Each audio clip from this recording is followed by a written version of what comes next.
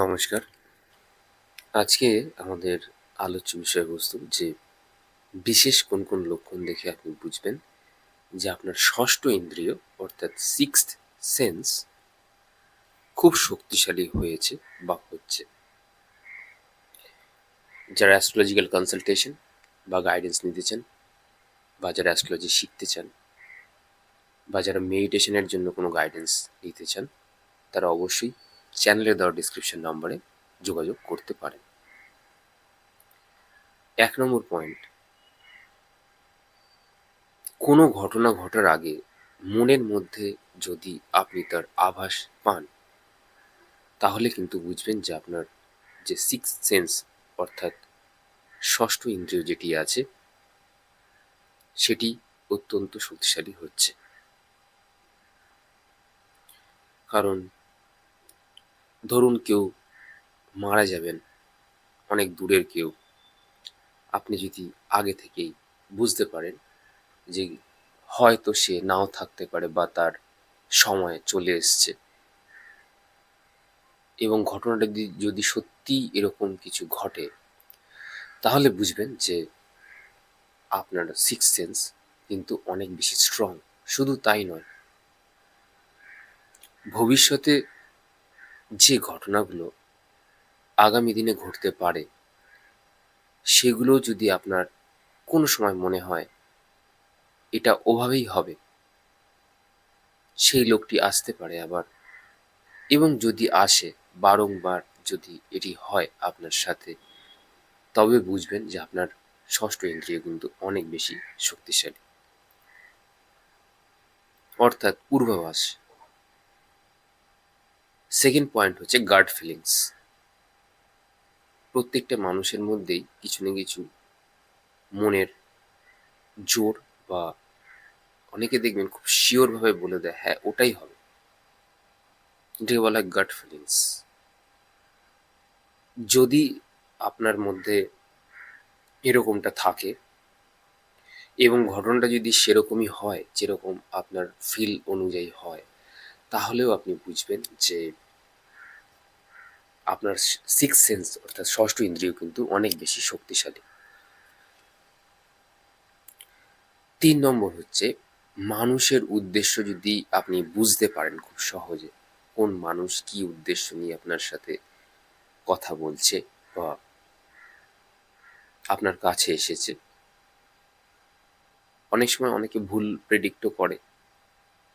তারা বলে যে আমি মানুষের সব উদ্দেশ্য বুঝতে পারি, কিন্তু অনেক সময় নয়। এটা আপনি যদি বারবার যদি করতে থাকেন, যদি আপনি বুঝে যেতে পারেন অ্যাকচুয়াল উদ্দেশ্যটা বাহ্যিক উদ্দেশ্য নয়, অ্যাকচুয়াল উদ্দেশ্য, তাহলে কিন্তু আপনার সিক্স সেন্স অর্থাৎ ষষ্ঠ ইন্দ্রিয় কিন্তু আপনার প্রবলভাবে শক্তিশালী আছে। অনেকে অনেক কথাকে বাহ্যিকভাবে দেখে বিচার করতে যায়, ভাবে আমি মানুষের উদ্দেশ্য বুঝে গেছি। সেটা নয় কিন্তু, আবারও বলছি, একদম ভিতর অবধি জানা সেই মানুষটাকে, মানুষটা কি করতে পারে, কতদূর যেতে পারে, মানুষটা অ্যাকচুয়াল কি, এটা অহংকারের কথা হয়ে যায় যে আমি কোনো মানুষকে দেখলেই বুঝে যেতে পারি। তাহলে আপনি তার বলুন তার অ্যাকচুয়ালি সে অ্যাকচুয়াল মানুষটা কে অ্যাকচুয়ালি। এটা বলাটা কিন্তু খুব ডিফিকাল্ট অনেক সময়। কোনো মানুষের বাহ্যিক আচরণ দেখে তার গোটা কায়াকে বিচার করাটা কিন্তু অ্যাকচুয়ালি বুদ্ধিমানের কাজ নয়। আপনি যদি থ্রটাকে যদি খুব ভালো, মানে ভালো মানুষ হন, তাহলে আপনি কিন্তু একটা মানুষকে বুঝতে পারবেন। সে হয়তো আপনার সাথে হয়তো অনেক খোলামেলা আলোচনা করছে, হাসি ঠাট্টা করছে, কিন্তু অ্যাকচুয়ালি মানুষটা কি আছে ভেতর থেকে আপনি সেটাকে বুঝতে পারবেন। পরের পয়েন্ট হচ্ছে বারবার অর্থবহ স্বপ্ন দেখা। মানে আপনি প্রতিদিনই দেখছেন হয়তো ঠাকুর দেবতাদের স্বপ্ন দেখতে পাচ্ছেন, আপনার সাথে এসে কথা বলছে। এগুলো হচ্ছে মিনিংফুল কিছু স্বপ্ন, যা আপনাকে ভবিষ্যতে কিছু হওয়ার ঘটনা বলতে চাইছে। আপনি হয়তো শিবলিঙ্গ দেখলেন, তার মধ্যেও আরো অনেক কিছু অর্থবহ স্বপ্ন আপনি দেখছেন। আপনি হয়তো একদিন 12 নম্বর ঘরটাকে দেখছেন। 12 নম্বর ঘর হচ্ছে মোক্ষের ঘর, আমাদের ইহ জগৎ থেকে চলে গিয়ে অন্য ডাইমেনশনে প্রবেশ করবার একটা দ্বার 12 নম্বর ঘর। অনেকে দেখবেন অ্যাঞ্জেল নাম্বারসও দেখে। আমি একদিন অবশ্যই অ্যাঞ্জেলস নাম্বারস নিয়ে অডিও করব। আসলে ব্যাপার হচ্ছে অ্যাঞ্জেল নাম্বারসগুলো না অনেকগুলো হয়, তো অনেকগুলো নাম্বার নিয়ে একদিন আসবো, পয়েন্ট করে করে বলবো যে এই নাম্বার দেখলে পরে এরকম হয়। কিন্তু অনেকে না 12 12 দেখে, 12:12, 12:12, 12 12। অনেকে 11 11 দেখে, সেটা অন্য মিনিং। 12 12 কথার অর্থ হচ্ছে এই ব্যক্তি এখন অনেক বেশি লিবারেল, তার মধ্যে এখন ফ্রিডমের যে সত্তা, মুক্তির যে সত্তা জাগ্রত হচ্ছে, তার আত্মাকে স্বয়ং ডিভাইন কানেকশন বা ডিভাইন পাওয়ার্স সাহায্য করবে। পরের পয়েন্ট হচ্ছে একই সংখ্যা বা প্রতীক বারবার চোখে পড়া। ওই অনেকে 11 11 দেখে, অনেকে 5 5 দেখে। একই সংখ্যা যদি বারবার চোখে পড়ে, আপনাকে প্রকৃতি থেকে জানান দেওয়া হচ্ছে যে তোমার মধ্যে কিন্তু এই সত্তাগুলো কিন্তু জেগে ওঠার সময় এসে গেছে। অ্যাকচুয়ালি যেদিনকে আমরা অ্যাঞ্জেলস নাম্বার নিয়ে অডিও করব, আমরা ডেফিনেটলি সেদিনকে এই বিষয়টা নিয়ে আলোচনা করব। চেষ্টা করব এই মান্থের মধ্যে অ্যাঞ্জেল নাম্বার নিয়ে একটা অডিও করার। অনেকেই বলছিলেন। পরের পয়েন্ট হচ্ছে কোনো জায়গায় গিয়ে ভালো বা অস্বস্তিকর শক্তিকে অনুভব করা। আপনি কোনো একটা জায়গাতে গেছেন, সেখানকার এনার্জি ফিল্ড কি আপনার জন্য, সেটা ভালো, নেগেটিভ না খারাপ, নাকি অন্য কিছু, মিস্ট্রিয়াস কিছু, রহস্যমূলক কিছু, এগুলো আপনি কোনো জায়গাতে গিয়ে যদি বুঝতে পারেন, তাও আপনি বুঝবেন যে আপনার সিক্স সেন্স অর্থাৎ ষষ্ঠ ইন্দ্রিয় কিন্তু অনেকভাবে শক্তিশালী। পরের পয়েন্ট, 7 নম্বর পয়েন্ট, হঠাৎ কোনো সমাধান বা ধারণা মনের মধ্যে যদি চলে আসে। ধরুন আপনি প্রচুর একটা সমস্যার মধ্যে দিয়ে যাচ্ছেন, কিন্তু আপনি যদি এই প্রবলেমটার সলিউশন যদি আপনি বার করে দিতে পারেন বা চলে আসে যদি আপনার মধ্যে, খুব কঠিন থেকে কঠিনতর সমস্যা, তাহলে কিন্তু আপনি বুঝবেন আপনি শুধুমাত্র একজন প্রবলেম সলভার নয়। আপনার প্রবলেম সলভার তো বাইরের লোক আপনাকে একটা ট্যাগ বা লেবেল বেঁধে দিয়েছে যে ইউ আর প্রবলেম সলভার। আসলে আপনার মধ্যে ইনটিউশন খুব হাই। যারা প্রবলেম সলভ করতে পারে জীবনের প্রবলেম, অ্যাকচুয়ালি তাদের আপনার ষষ্ঠ ইন্দ্রিয় খুব বেশি শক্তিশালী হয়, না হলে তারা প্রবলেমকে সলভ করতে পারে না। পরের পয়েন্ট হচ্ছে 8 নম্বর পয়েন্ট, অন্যের আবেগকে যদি খুব সহজে বুঝতে পারে। আপনি যদি অন্যের একটা ফিলিংসকে যদি বুঝতে না পারেন, তাহলে সেটা একটা অন্য ব্যাপার। কিন্তু যদি পারেন, অর্থাৎ ধরুন কাউকে ধরুন মারা হচ্ছে, সেই মারের আঘাতটা আপনার শরীরে লাগছে, সেটা দেখেই আপনার শরীরে আপনি ফিল করতে পারছেন। অনেকে দেখবেন পারেন, অনেকে আবার পারেন না। কিন্তু যারা পারেন তাদের সিক্স সেন্স বা থার্ড আই সেই সময়টাতে খুব বেশি অ্যাক্টিভেট থাকে। আমাদের ইন্দ্রিয়ের ষষ্ঠ ইন্দ্রিয়, এটা অবশ্যই অ্যাক্টিভেট বা অতি সক্রিয়তা যখন পায়, তখন মানুষ এরকম বাহ্যিক কোনো বস্তুকে নিজের মধ্যে দিয়ে ফিল করতে পারে। অর্থাৎ কোনো একটা গাছকে কাটা হচ্ছে, কিন্তু ব্যক্তি ফিল করছে কি যে আমাকেই বোধহয় কেটে ফেলা হচ্ছে। পরের পয়েন্ট হচ্ছে সিদ্ধান্ত নেওয়ার আগে যদি ভিতরের কণ্ঠস্বর, আপনার ভিতরের যে কণ্ঠস্বর আছে, সাউন্ড আছে, সেটা যদি আপনি শুনতে পান,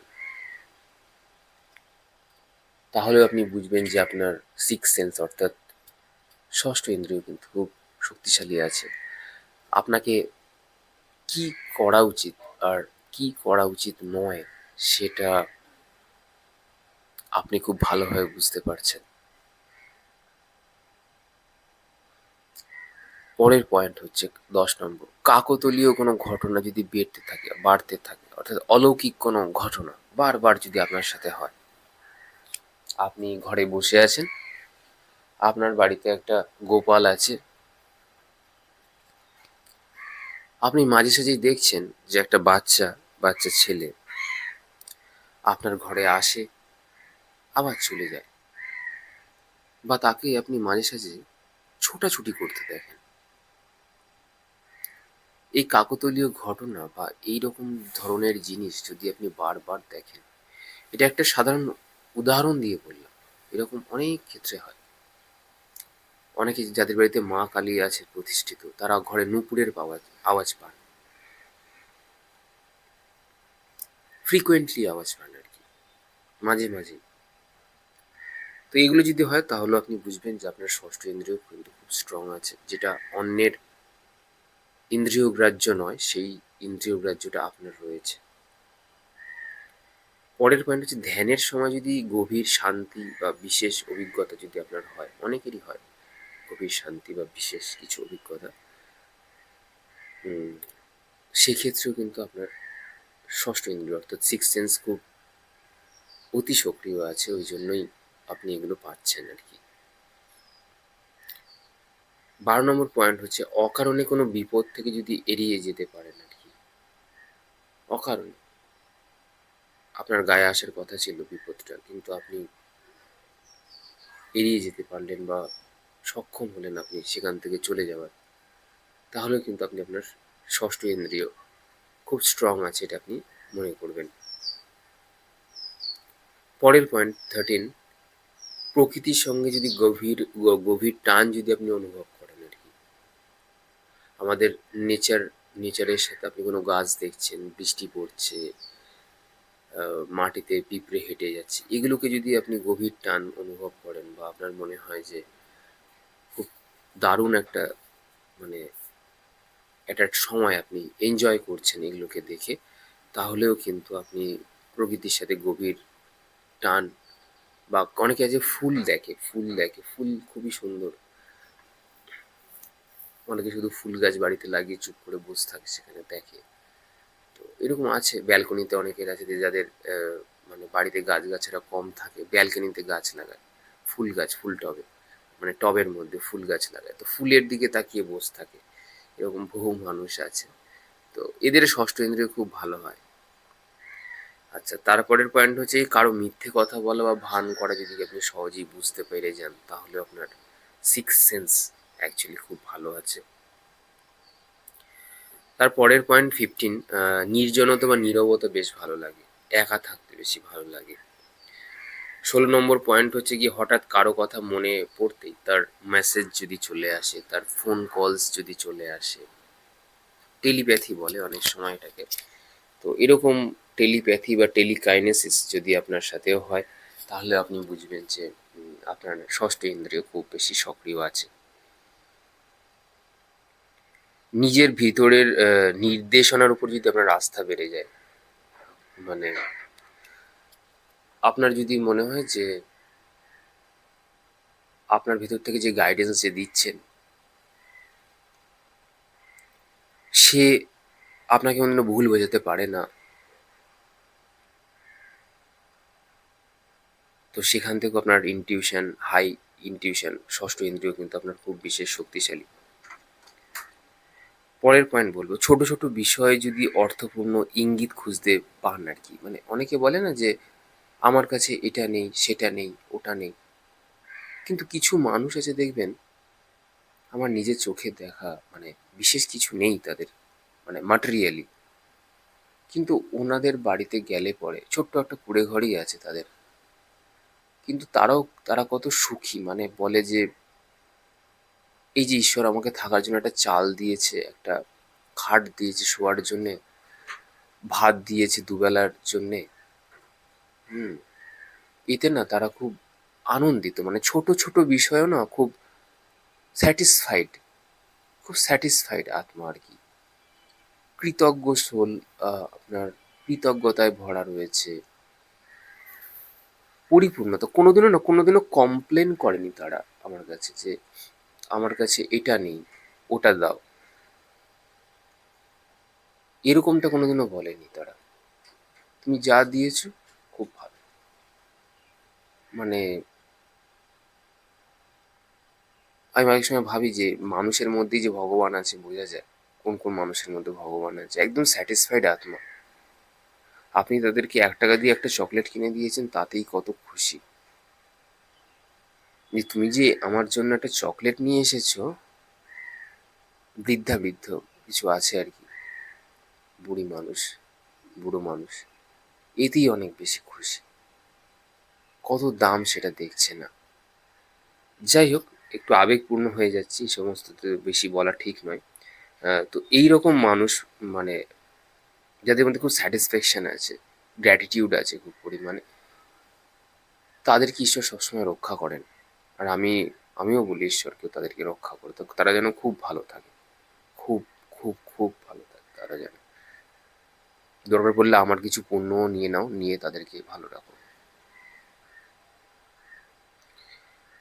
যাই হোক, এরকম মানুষদেরও কিন্তু ইনটিউশন খুব ভালো থাকে, বা খুব ভালো, ষষ্ঠ ইন্দ্রিয় খুব পাওয়ারফুল হয়। পরের পয়েন্ট হচ্ছে কি, ভিতরের এক ধরনের শান্তি বা স্পষ্টতা অনুভব করা। এই যে একটু আগে যাদের কথা বললাম আর কি,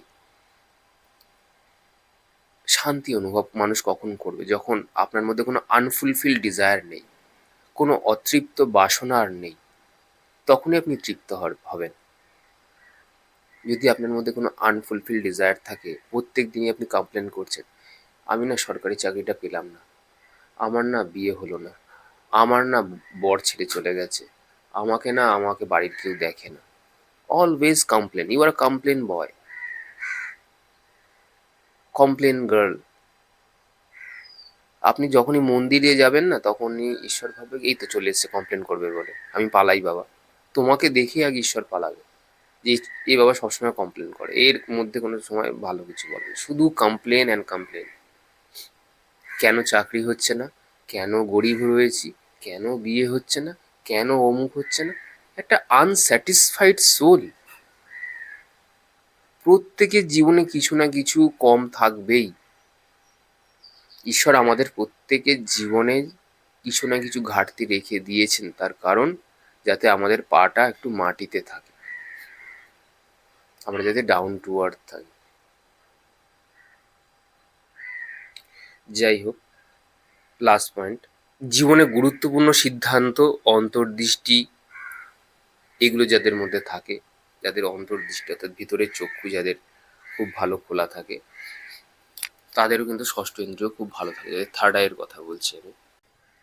তো সেখান থেকে আপনি বুঝতে পারবেন এরকম ব্যক্তির কিন্তু ষষ্ঠ ইন্দ্রিয় কিন্তু খুব ভালো থাকে অ্যাকচুয়ালি। তো আজকে এত অবধিই থাক।